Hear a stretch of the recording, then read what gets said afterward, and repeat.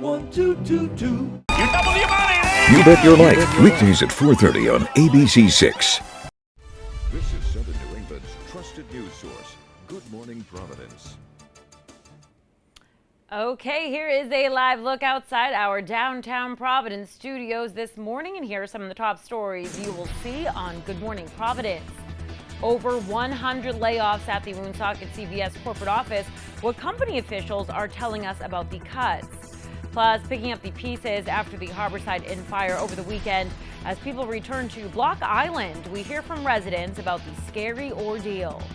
And it's Smithfield versus California tonight. We check in on the team as they prepare for their next game in the Little League World Series.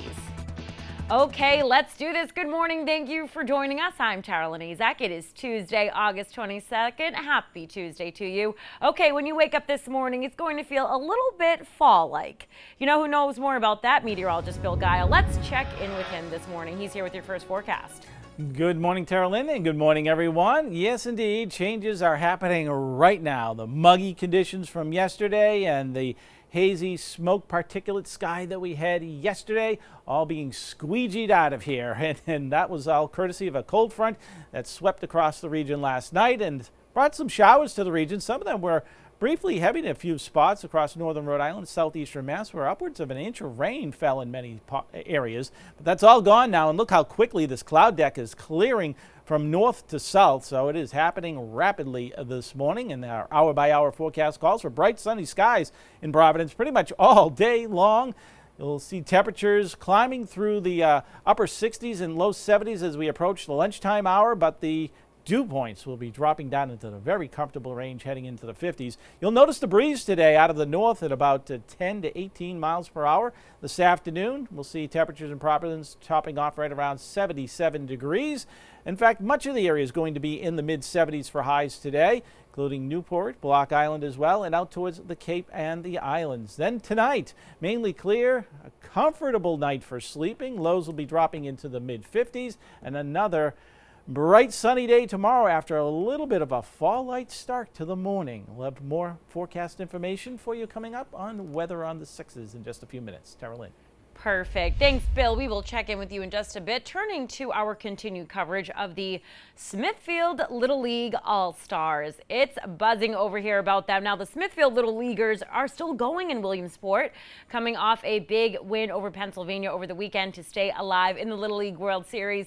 And next up for the Metro Region champs, well, it's the boys from El Segundo, California, in a win-or-go-home matchup tonight. ABC6 News reporter Yanni Trigelis is live in Smithfield with a preview of tonight's game. Yanni. Yeah, well, we're ready to go, Tara Lynn. We're all enjoying this Little League World Series run that the Smithfield Little Leaguers are on. And, of course, on Sunday, it was a big finish to the game. 5 runs in the 6th inning to pull away from Media, Pennsylvania to keep their Little League World Series dreams hopes alive.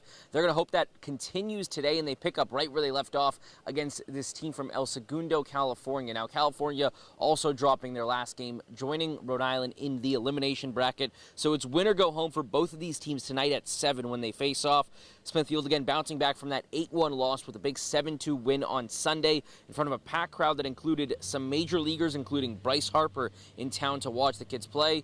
California suffering a 3-1 loss to Texas yesterday, sending them into this elimination bracket. So they have to play 2 days in a row. So that could be a big advantage for these kids from Smithfield. The boys from Rhodey, they hope to keep the magic going because, as they'll tell you, winning with their backs against the wall, it's become the norm for them this summer. When we're not under that much pressure, we sort of like fall asleep and think we have it easy. But when we're in like the loser's bracket and we have harder competition and know we go home after this, we start to turn up. And that is now 10-0 for Smithfield this summer when they are facing elimination in any kind of tournament. So what they're going to be doing is what they do before every game. Go out in the field before the start of the game and search around the grass for any 4-leaf clovers. Some luck to come their way. Hopefully they find a couple today before this game at 7 o'clock. We're live in Smithfield. Yanni Trigelis, ABC6 News. All right, Yanni, thank you. Taking a look at today's headlines this morning at 6:05. After CVS announced layoffs for corporate positions across the country, the Woonsocket offices are providing some clarity about the number of layoffs they'll be expecting this fall. Starting October 21st, 198 employees in the Woonsocket and Cumberland corporate offices, they will be let go. Nationally, 5,000 non-customer facing positions will be impacted by the layoffs. And there are approximately 7,500 CVS employees in Rhode Island currently. The South Kingstown Police Department arrested 2 people on Friday night for DUI. Now, according to the police, 19-year-old Isabella Nunez of Providence, she was pulled over around 5:30 Friday evening. When police performed a sobriety test on Nunez, her blood alcohol level was over 2.5 times the legal limit. She's scheduled to be arraigned on Friday. And police also say they arrested 25-year-old Jordan Alves of Pawtucket that night. They pulled over Alves at 8:45, where he allegedly refused a sobriety test. Alves is scheduled to be arraigned later this morning. A Woonsocket man was sentenced to more than 8 years in federal prison, followed by 3 years of supervised release after he was convicted of smuggling cocaine. 32-year-old William Lugo admitted to being part of a cocaine pipeline that smuggled more than 6 kilos of cocaine from Puerto Rico to Rhode Island through the U.S. Postal Service. And let's take a look outside. The sun is coming up on your Tuesday morning. Excited to see that since the sun kind of didn't make that much of an appearance yesterday. Let's get a check of the forecast with meteorologist Bill Guile. He has your forecast on the 6th. Yes, indeed. We had the haze yesterday, actually the smoke particulates from the wildfires off in the Pacific Northwest. That's all been cleansed now, and the clearing line is rapidly working its way through Rhode Island, heading towards the south coast. So we're going to be looking at a very bright day today and a nice deep blue sky as the air becomes more and more comfortable. We'll see temperatures through the morning hours rising through the 60s. Bit of a breeze, though, out of the northeast at about 10 to 18 miles an hour. That breeze begins to let up a little bit into the afternoon as our temperatures reach into the mid-70s. If you're heading to the beach today, bright and sunny, that UV index, it's high, so have that sunscreen with you. Rip current risk is low, though, but those wave heights are running in about 2 to 4 feet for today. Doing some boating, looking for a high tide at Newport, occurring at 12:23 this afternoon. The tide will be out just before 6 p.m.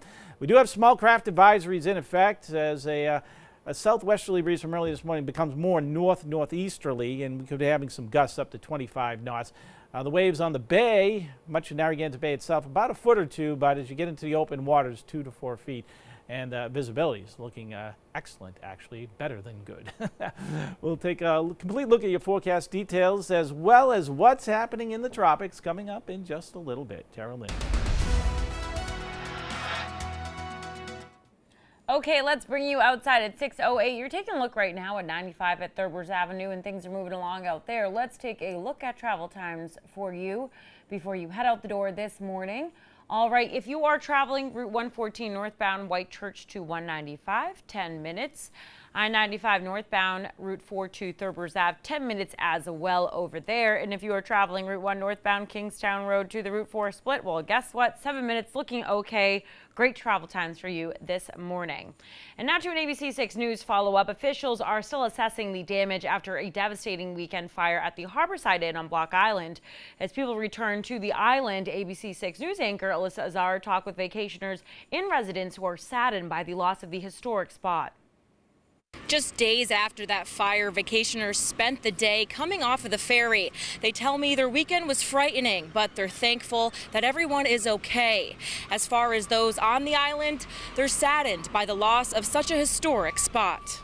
A weekend getaway that was far from ideal for this group of friends. We didn't have water for most of the day on Saturday, so that was... He was there. We've got a 1-year-old, so little things like just kind of simple getting her washed and, little basic necessities, it was just really difficult to do. The trio says they didn't have water or power Saturday while staying at the National Hotel, just 2 buildings down from the Harborside Inn.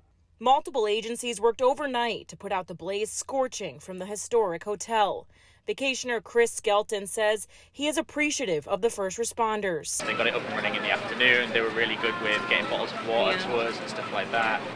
But the main strip was just really quiet, eerie. Skelton says the morning after the fire, a pungent odor blanketed the island. He says the entire experience was frightening. In the morning we woke up and we were like, oh my goodness, like look what's happened. And then it kind of brought it home, like wow, like my kid and my wife were staying home that night, and if it had been one building across, then you'd have been in real jeopardy. Frightening and devastating, according to Janet Dionis, the education director at the Block Island Historical Society. To lose any of the original structures from the height of the tourism of the 1880s is really devastating. Yeah, so you feel a real sense of loss. Dionis says the history at the inn is something you can't recreate. First built in 1879 as the Pequot House, then the Hotel Royal, before becoming Harborside Inn in 1980. She says the inn was one of the first things you see off the ferry, a sign of you have arrived. You know, you would sit in the lobby and just have a view of the ferry coming and going. So it was just a great spot. The Harborside Inn is deemed a total loss and will be teared down in the near future. Dionis says all we can do now is salvage what's left as a nod to the past. In Narragansett, Alyssa Azara, ABC 6 News. All right, it is 6:11, still to come on Good Morning Providence. After a tornado tore through Scituate last Friday, the damage left behind continues to linger. Why homeowners say they aren't getting enough help to clean up the mess. Plus, sirens blaring on the east side of Providence during Friday's heavy storms. We're going to take a look at the source of these sirens and why they were limited just to that area. You're watching Good Morning Providence.